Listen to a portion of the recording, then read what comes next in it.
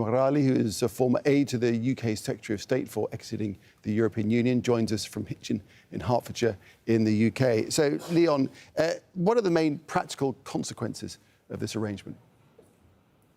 Well, good afternoon, Nick. I think there will be a big sigh of relief on Gibraltar.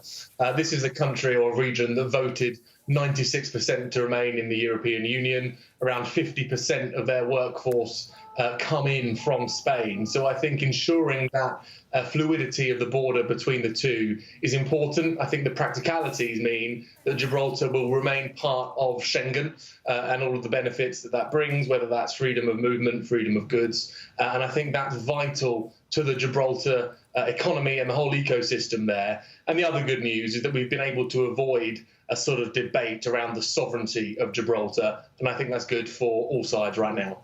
So how will entrances in and out, how will that be policed and who will do it?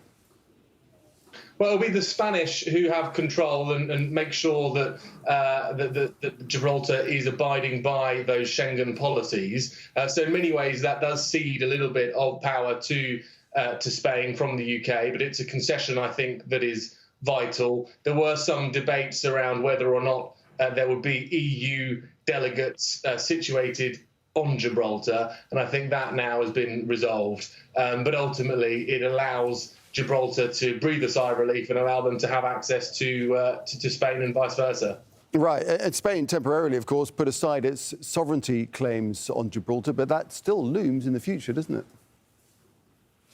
It does, and I think there is going to be a time where Spain decide to have that discussion again. But I think that there is going to be a great sense of relief that Brexit hasn't brought up a sovereignty debate right here. But I think perhaps a little bit closer to home, Nicola Sturgeon, the First Minister of Scotland, she may well be looking at this with interest, saying that Gibraltar were taken out of the EU against their will, and so was Scotland, and there may be a discussion there. So it opens up a can of worms, but I think that to put it behind us, avoid disruption for now, is probably the best case scenario that we find ourselves in.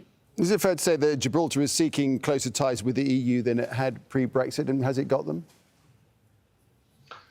Well, I don't know, Nick. I think, clearly there is an appetite to remain close to the European Union, but the Chief Minister of Gibraltar, Fabian Picardo, has been quite clear in saying that this is not a sovereignty debate, that Gibraltar wants to remain as a UK territory. And clearly the practicalities of this mean that there has to be close links with the European Union. But this is a logistical issue as opposed to an emotional identity issue on Gibraltar. So, as you say, this may come down further in the line, but for now, it looks okay.